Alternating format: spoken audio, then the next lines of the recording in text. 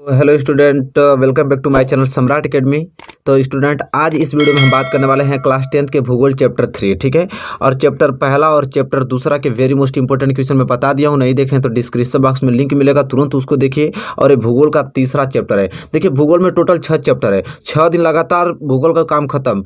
देखिए, और हिस्ट्री में, इतिहास में मैंने 2 चैप्टर डिस्कस कर दिया, 2 चैप्टर को पढ़ा दिया, 1 चैप्टर और बचा है। इसी तरह नागरिक शास्त्र और शास्त्र के भी मैं पढ़ा दूंगा, और फिजिक्स के चल रहा है, फिर केमिस्ट्री के, बायोलॉजी के, सब में चलाऊंगा। पूरा बेहतरीन तरीके से पढ़ाने वाला हूं। तो देखिए, आज हम बात करने वाले क्या, भूगोल के चैप्टर 3 जल संसाधन के बारे में, ठीक है। जल संसाधन के जितने भी मोस्ट इंपोर्टेंट क्वेश्चन के इस वीडियो में समाप्त, ठीक है।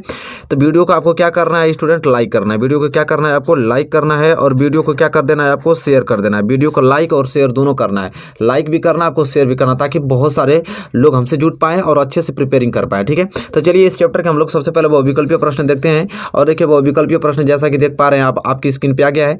और पहला प्रश्न जैसा कि मैं पढ़ के सुनाता हूं, आप लोग नोट कीजिए, इसका आंसर भी साथ ही साथ आपको बताते चलना है। क्वेश्चन पहला दोस्तों यह है कि निम्नलिखित में से कौन सा जल सर्वाधिक खारा होता है। कह रहा है कि इन चारों ऑप्शन में से बताइए कि कौन सा जल सर्वाधिक खारा होता है। ऑप्शन ए वर्षा जल, ऑप्शन बी अधोभौमिक जल, और ऑप्शन सी समुद्री जल, के ऑप्शन डी नदी का जल। तो चलिए स्टूडेंट, आप बताइए कि इन चारों ऑप्शन में से कौन सा जल सर्वाधिक खारा होता है। तो सभी लोग जानते हैं कि समुद्र का जल खारा होता है। ऑप्शन सी इस क्वेश्चन का क्या हो जाएगा, सही आंसर हो जाएगा। सभी लोग को मालूम है, इसमें क्या सोचने और समझने की बात है। चलिए, क्वेश्चन नंबर पहला आप लोग को क्लियर होता हुआ, ठीक है। चलिए, क्वेश्चन नंबर दूसरे की ओर चलते हैं। इसी प्रकार देखिए, पढ़े रहेंगे ना तो आप एग्जाम में आएगा और क्वेश्चन चुपचाप करते चले जाएंगे, मजा आ जाएगा आप लोगों को, ठीक है। चलिए, क्वेश्चन दूसरा पढ़ लेते हैं। कह रहा है कि निम्नलिखित में से कौन सी परियोजना पश्चिम बंगाल तथा झारखंड को संयुक्त रूप से लाभान्वित करती है, ठीक है, लाभान्वित करती है। तो चलिए देखते, कह रहा है कि इनमें से कौन सी परियोजना बताइए जो क्या पश्चिम बंगाल तथा झारखंड को संयुक्त रूप से क्या करती है, लाभान्वित करती है। Option A Tungabhadra, option B Tehri, option C Damodar घाटी, और option D Nagarjuna. Very most important question है। चलिए बताइए आप लोग, 3-4 ऑप्शन में कौन सा ऑप्शन सही होगा। तो दोस्तों मैं बता दूं कि वह दामोदर घाटी परियोजना है। क्या दामोदर घाटी परियोजना, ऑप्शन सी इस क्वेश्चन का क्या हो जाएगा, सही आंसर होगा। दामोदर घाटी जो परियोजना होती है वो पश्चिम बंगाल क्या करती है, पश्चिम बंगाल तथा झारखंड को संयुक्त रूप से क्या करती है, लाभान्वित करती है। ये भी क्वेश्चन आप लोगों को याद होगा या याद हो गया होगा, ठीक है। चलिए, क्वेश्चन दूसरा क्लियर हो गया स्टूडेंट। तो हम बात करेंगे अगले क्वेश्चन की, क्वेश्चन नंबर तीसरा की ओर। क्वेश्चन नंबर तीसरा देखिए, आपकी स्क्रीन पे बहुत ही बेहतरीन क्वेश्चन आ गया है। और क्वेश्चन नंबर तीसरा ये आपसे पूछ रहा है कि सलाल बांध किस नदी पर बना है। सलाल बांध किस नदी पर बना है, महानदी, चिनाब, सतलुज की कृष्णा। चलिए दोस्तों, बताइए कि इन चारों ऑप्शन में से कौन सा ऑप्शन सही होगा। सलाल बांध किस नदी पर बना है। चलिए स्टूडेंट, इसका उत्तर दीजिए आप लोग तुरंत। तो मैं आपको बता दूं कि जो सलाल बांध किस नदी बना है, तो किस नदी बना है, चिनाब नदी पे। किससे, चिनाब नदी पे, ठीक है। ऑप्शन 20 क्वेश्चन का क्या हो जाएगा, सही आंसर हो जाएगा स्टूडेंट। चलिए, क्वेश्चन तीसरा क्लियर होता हुआ तब हम बढ़ेंगे अगले क्वेश्चन की ओर, क्वेश्चन नंबर चौथे की ओर। उसे समझने और नोट कीजिएगा, बहुत ही वेरी मोस्ट इंपोर्टेंट क्वेश्चन है। चलिए स्टूडेंट, देखिए क्वेश्चन नंबर चौथा आपकी स्क्रीन पे आ गया है। और क्वेश्चन नंबर चौथा क्या बोल रहा है कि हीराकुड बहुउद्देशीय परियोजना किस राज्य में स्थित है। हीराकुड बहुउद्देशीय परियोजना किस राज्य में स्थित है, बिहार में कि पश्चिम बंगाल में कि उड़ीसा में कि झारखंड में। चलिए स्टूडेंट, फटाक देकर आंसर बताइए तुरंत, ठीक है, इसको उड़ा दीजिए। चलिए, क्वेश्चन चौथा का आंसर बताइए कि कहाँ पे हीराकुड बहुउद्देशीय परियोजना किस राज्य में स्थित है। तो सभी लोग जानते हैं कि इस क्वेश्चन का सही आंसर होगा क्या, कहाँ पे, उड़ीसा। कहाँ पे, उड़ीसा। ऑप्शन सी इस क्वेश्चन का क्या हो जाएगा, सही आंसर क्या है, उड़ीसा में हीराकुड बहुउद्देशीय परियोजना स्थित है। चलिए स्टूडेंट, क्वेश्चन नंबर चौथा क्लियर हो गया, आप लोगों को कोई दिक्कत नहीं होगी। क्वेश्चन नंबर 5वें की ओर बढ़ चलते हैं। देखिए, क्वेश्चन नंबर 5वां क्या बोल रहा है कि हीराकुड परियोजना किस नदी पर स्थित। वो पूछ रहा था हीराकुड परियोजना किस राज्य में स्थित है, तो उड़ीसा में। और जस्ट क्वेश्चन ऐसे आ गया कि हीराकुड परियोजना किस नदी पर स्थित है। बताइए, रिहंद, दामोदर, महानदी, कृष्णा। इन चारों ऑप्शन से बताइए कि किस नदी पर स्थित है हीराकुड परियोजना, ठीक है। तो जैसा कि सभी लोग जानते हैं, इस क्वेश्चन का मैं सही आंसर बता देता हूँ। तो हीराकुड परियोजना किस नदी पर स्थित है, तो महानदी पे, ठीक है, महानदी। तो हमको ये मालूम चलेगा कि जो महानदी वो कहाँ, उड़ीसा में होगी। बात क्लियर है, ठीक है। तो कहाँ, महानदी। ऑप्शन सी इस क्वेश्चन का क्या हो जाएगा, सही आंसर। चलिए स्टूडेंट, अब हम बढ़ चलते हैं अगले क्वेश्चन की ओर। और क्वेश्चन नंबर 6वें की ओर। क्वेश्चन नंबर 6वां जैसा कि देख पा रहे हैं, क्वेश्चन नंबर 6वां क्या कह रहा है कि रिहंद बांध परियोजना किस राज्य में बनाई गई है। रिहंद बांध परियोजना किस राज्य में बनाई गई है, पंजाब में, आंध्र प्रदेश में, बिहार में, उत्तर प्रदेश में। पूछ रहा है कि रिहंद बांध परियोजना जो है किस राज्य में बनाई गई। चलिए, चारों ऑप्शन में से आप बताइए कि पंजाब, आंध्र प्रदेश, बिहार, उत्तर प्रदेश। चलिए बताइए। तो सभी लोग जानते हैं, ये तो सिंपल आंसर है कि हम लोग के ही प्रदेश में, क्या, उत्तर प्रदेश में। रिहंद बांध परियोजना किस राज्य में बनाई गई है, तो उत्तर प्रदेश में, ठीक है। ऑप्शन डी इस क्वेश्चन का क्या हो जाएगा, सही आंसर हो जाएगा दोस्तों। चलिए क्वेश्चन नंबर 6वां क्लियर हो गया। और क्वेश्चन नंबर 7वां, थकना नहीं, एकदम एनर्जी के साथ पढ़िए आप लोग, ठीक है। चलिए क्वेश्चन नंबर 7वां यह है कि निम्नलिखित में से उत्तर प्रदेश की सबसे बड़ी नदी घाटी परियोजना कौन सी है। इन चारों ऑप्शन में देखिए सभी उत्तर बताना है कि जो ये 4 ऑप्शन है उत्तर प्रदेश की सबसे बड़ी नदी घाटी परियोजना कौन सी है, बताइए। माता टीला, रामगंगा, रिहंद की Gandak. Very most important question है, बताइए। तो इस क्वेश्चन का आंसर तो आप लोग जानते हैं, तुरंत बता दिए होंगे, क्या, रिहंद, ठीक है। ऑप्शन सी इस क्वेश्चन का सही आंसर होगा। क्या है, रिहंद जो है उत्तर प्रदेश की सबसे बड़ी नदी घाटी परियोजना है इन चारों ऑप्शनों में से, ठीक है। चलिए बढ़ चलते हैं अगले क्वेश्चन की ओर। चलिए दोस्तों देखिए क्वेश्चन नंबर 7वां क्लियर हो गया ना। अब क्वेश्चन नंबर 8वें की ओर चलते हैं। क्वेश्चन नंबर 8वां ये कह रहा है कि नागा अर्जुन सागर परियोजना किस नदी पर स्थित है। नागा अर्जुन सागर परियोजना किस नदी पर स्थित है। सतलज नदी, महानदी की रिहंद नदी की कृष्णा नदी। चलिए दोस्तों बताइए। तो सभी लोग जानते हैं कि जो नागा अर्जुन सागर परियोजना है वो कृष्णा नदी पे है। कहाँ पे, कृष्णा नदी पे। तो ऑप्शन डी इस क्वेश्चन का क्या हो जाएगा, सही आंसर हो जाएगा, ठीक है। चलिए क्वेश्चन नंबर 8वां क्लियर हो गया होगा स्टूडेंट, कोई दिक्कत नहीं होगी आप लोगों को इस क्वेश्चन में। तो हम बढ़ेंगे अगले क्वेश्चन की ओर, क्वेश्चन नंबर 9 की ओर। देखिए स्टूडेंट क्वेश्चन नंबर 9 आपकी स्क्रीन पे आ गया, जो कि बहुत ही ज़्यादा महत्वपूर्ण प्रश्न है। और क्वेश्चन नंबर 9 ये कह रहा है कि टिहरी बांध किस नदी पर बनाया गया है। टिहरी बांध किस नदी पर बनाया गया है। ऑप्शन ए यमुना नदी, option B Ramganga, option C Bhagirathi एवं भिलंगना और ऑप्शन डी शारदा नदी। चलिए इन चारों ऑप्शनों से बताइए कि टिहरी बांध किस नदी पर बनाया गया है। तो इसका सही आंसर आप लोगों को सबको देना है।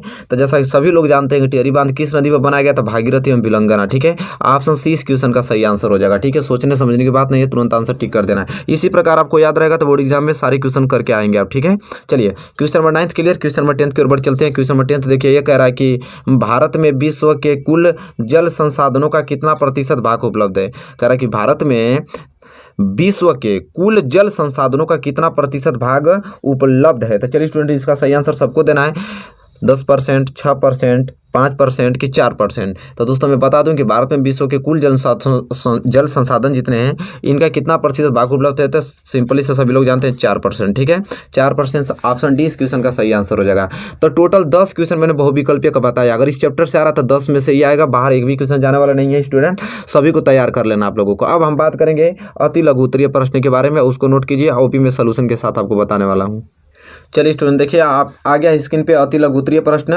क्वेश्चन नंबर फर्स्ट अति लघु उत्तरीय प्रश्न का देखते हैं। कह रहा है कि जल संसाधन से क्या आशय है। वेरी मोस्ट आईएमपी प्रश्न पहला ही आ गया कि जल संसाधन से क्या अभिप्राय। तो उत्तर देंगे आप लोग कि पृथ्वी के भूतल पर द्रव, ठोस एवं वाष्प के रूप में उपलब्ध जल को जल संसाधन कहते हैं। कह रहा है कि पृथ्वी के भूतल पर द्रव, ठोस एवं वाष्प के रूप में जो उपलब्ध जल है उसी को हम जल संसाधन कहते हैं। पृथ्वी पर उपलब्ध कुल जल में से कितना 97%, 97.5% भाग समुद्रों में खारे पानी के रूप में है। यह है आपका जल संसाधन से अभिप्राय, ठीक है। इस प्रकार आपको उत्तर लिखेंगे तब वेरी मोस्ट इंपॉर्टेंट क्वेश्चन भी है और अच्छा मार्क्स भी आपको एग्जाम देगा, ठीक है। चलिए इसको याद कर लेना। जितने भी क्वेश्चन बात करूंगा अति लघु उत्तरीय का सभी को याद होना चाहिए आप लोगों को। चलिए क्वेश्चन नंबर दूसरे की ओर बढ़ चलते हैं। देखिए क्वेश्चन नंबर दूसरा यह है कि जल संसाधनों के 2 प्रकार बताइए। कह रहा है कि जल संसाधन के 2 प्रकार बताइए। तो आप उत्तर लिखेंगे कि जल संसाधन के 2 प्रकार निम्नलिखित है। कौन कौन से। तो पहला लिख लेंगे सतह का जल, जैसे नदी, तालाब, झरने इत्यादि, ठीक है। और चलिए और दूसरा लिख लेंगे भूमिगत जल। अब भूमिगत जैसे आ जाएगा कुएं, नलकूप आदि, ठीक है। तो जल संसाधन के 2 प्रकार मैंने अच्छे तरीके से लिख लिया हूँ, आप लोग याद कर लीजिएगा स्टूडेंट। चलिए क्वेश्चन नंबर तीसरे की ओर बढ़ चलते हैं। क्वेश्चन नंबर तीसरा देखिए वेरी मोस्ट इंपॉर्टेंट क्वेश्चन आ गया आपकी स्क्रीन पे कि सूचना एकत्रित करें कि उद्योग किस प्रकार हमारे जल संसाधनों को प्रदूषित कर रहे हैं। कह रहा है कि सूचना एकत्रित कीजिए कि जो उद्योग हैं वो किस प्रकार हमारे जल संसाधनों को क्या कर रहे हैं, प्रदूषित कर रहे हैं। वेरी मोस्ट इंपॉर्टेंट क्वेश्चन है। तो स्टूडेंट आप लिखेंगे कि उद्योग जल संसाधनों को निम्नलिखित प्रकार से प्रदूषित कर रहे हैं। पहला लिखेंगे औद्योगिक अपशिष्टों का निस्तारण नदियों, झीलों एवं तालाबों आदि में किया जा रहा है। सही बात है, आप लोग भी जान रहे हैं। और दूसरा औद्योगिक रसायन का निस्तारण खुली खदानों में करने से वर्षा जल द्वारा यह रसायन विभिन्न जल स्रोतों को दूषित कर रहे हैं। तो सभी लोग सिंपली से सब जानते हैं, अपने से भी आप लोग, आपका थॉट भी इतना होगा कि आप लोग इसको लिख पाएंगे, ठीक है। चलिए क्वेश्चन नंबर तीसरा आप लोगों को क्लियर हो गया होगा। तो हम बढ़ेंगे अगले क्वेश्चन की ओर, क्वेश्चन नंबर चौथे की ओर, उसे देखेंगे और समझने की कोशिश करेंगे। चलिए स्टूडेंट देखिए क्वेश्चन नंबर चौथा आपकी स्क्रीन पे आ गया है। और क्वेश्चन नंबर चौथा ये कह रहा है कि बहुउद्देशीय परियोजना क्या है। बहुउद्देशीय परियोजना क्या है। तो स्टूडेंट उत्तर लिखेंगे कि बहुउद्देशीय परियोजनाओं को स्वतंत्रता के पश्चात शुरू किया गया था।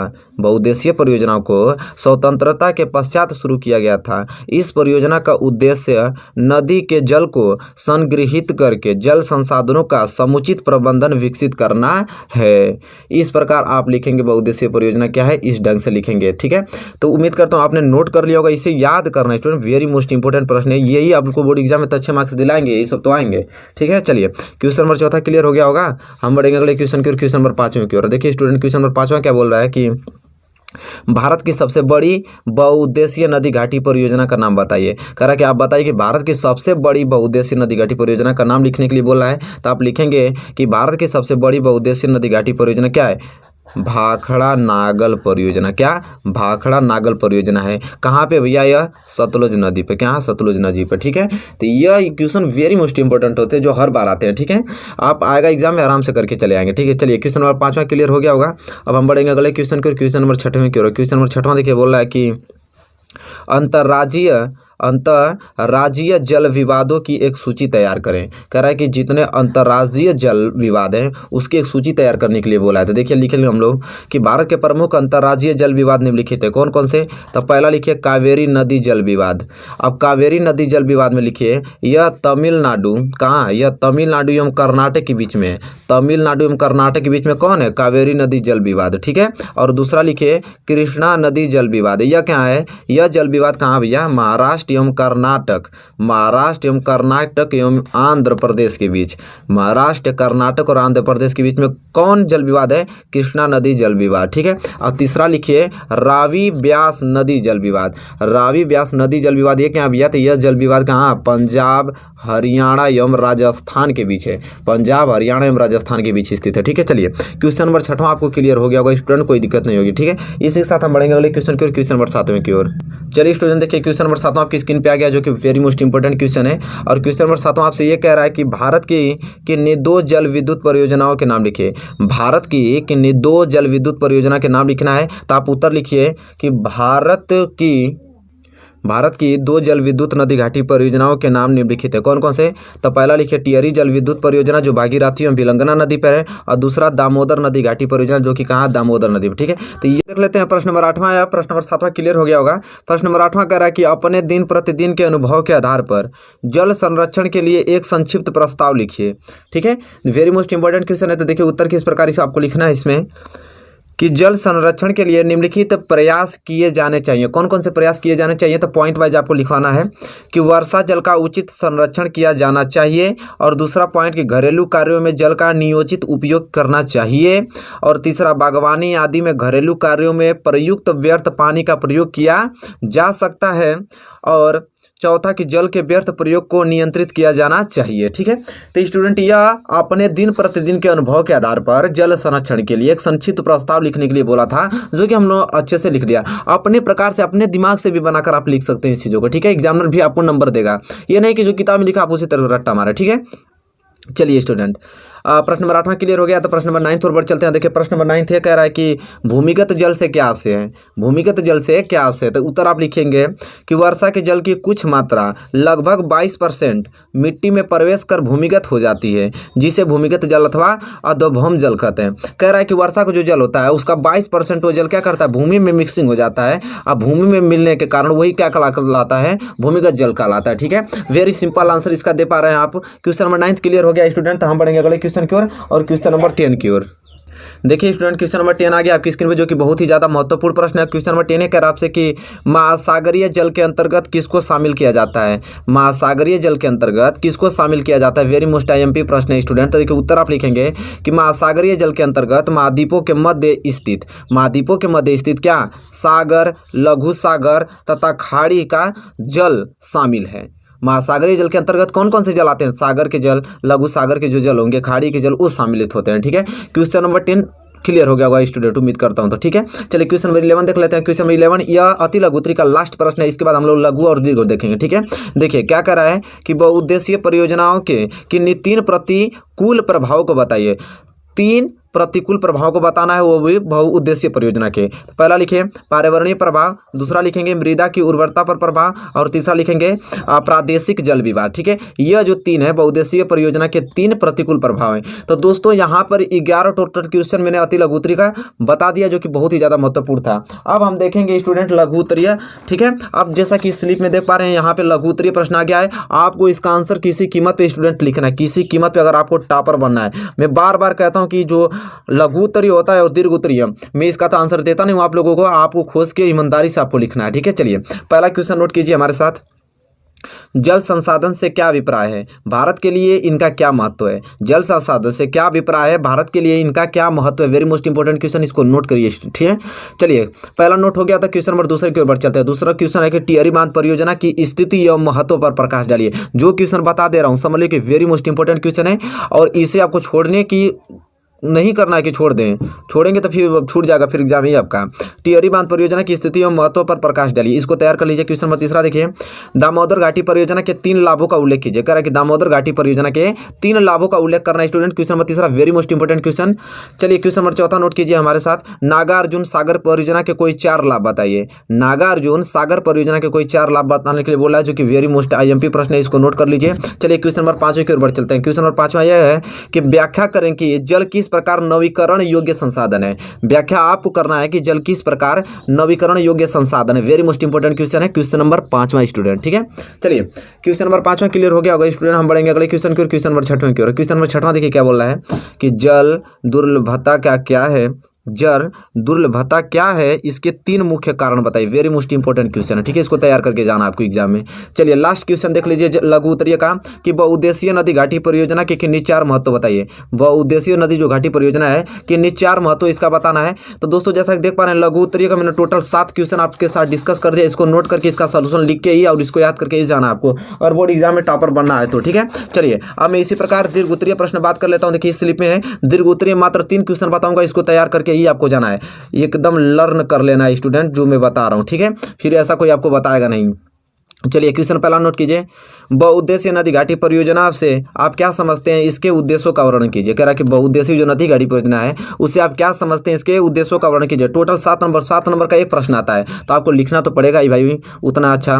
ठीक है, चलिए क्वेश्चन नंबर दूसरा नोट कीजिए कि परंपरागत वर्षा जल संग्रहण की पद्धतियों को आधुनिक काल में अपनाकर जल संरक्षण एवं भंडारण किस प्रकार किया जा रहा है। वेरी मोस्ट इंपॉर्टेंट क्वेश्चन है, इसको आपको नोट करना है स्टूडेंट। ठीक है, चलिए क्वेश्चन नंबर तीसरा लास्ट क्वेश्चन नोट कीजिए हमारे साथ कि बढ़ती जनसंख्या, औद्योगिकरण तथा शहरीकरण के कारण जल दुर्लभता कैसे होती है, व्याख्या कीजिए। वेरी मोस्ट इंपॉर्टेंट, ये 3 क्वेश्चन मैंने बता दिया दीर्घ उत्तरीय का, जो कि बहुत ही ज़्यादा महत्वपूर्ण है। तो स्टूडेंट इस वीडियो में जो आपका जियोग्राफी हम पढ़ा रहे हैं, जियोग्राफी का ये तीसरा चैप्टर था, जो कि जल संसाधन आपका कंप्लीट होता हुआ। इसी प्रकार कल फिर चौथा वीडियो अपलोड होगी चौथे चैप्टर की। इसी तरह प्रकार हमारे चैनल पर मोस्ट इंपॉर्टेंट क्वेश्चन कराए जा रहे हैं चैप्टर वाइज। तो चैनल को सब्सक्राइब कर लीजिए और बेल आइकन को प्रेस कर लीजिए और वीडियो को शेयर कीजिए दबाकर, ताकि सबके पास पहुंच जाए। चलिए दोस्तों, इसी के साथ मिलेंगे आपसे नेक्स्ट वीडियो में।